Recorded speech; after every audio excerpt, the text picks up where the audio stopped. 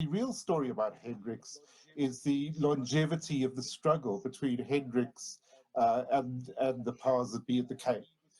He was fighting against racism on two fronts.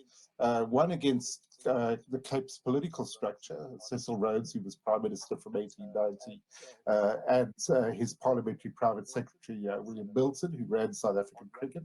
On one level, were keen to introduce essentially to develop a racialized structure within South Africa, what they called segregation at the time, which was a forerunner to apartheid.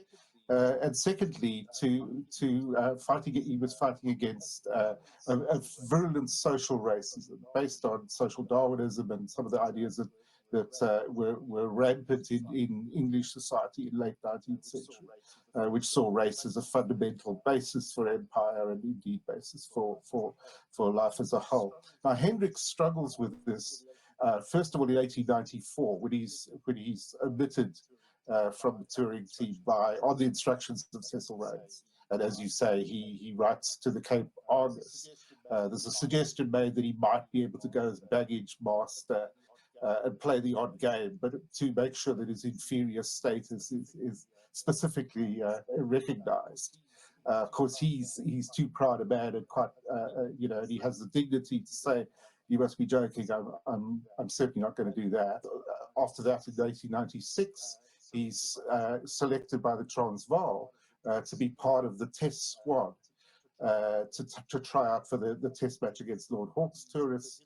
He's prohibited by Milton from going to the Transvaal, so he's actually blocked from attending that, and therefore that's the last chance he gets to play at a national level.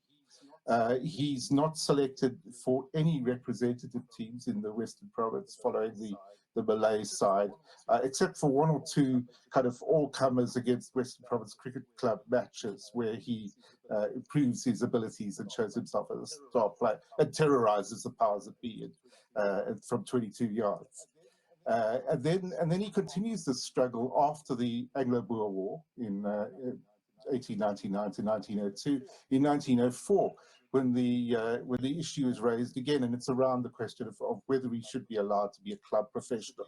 He's initially refused this in 1897, and then raises it, as I say, raises it seven years later again for the last time. And in each case, he's thwarted by the Cape cricket establishment. They won't make an exception in his case, as far as they're concerned. The fact that he's played from a Malay team and he's black, in their view, prohibits him from playing as a professional and playing first class, club class cricket in South Africa. So he's written out of the cricketing structure.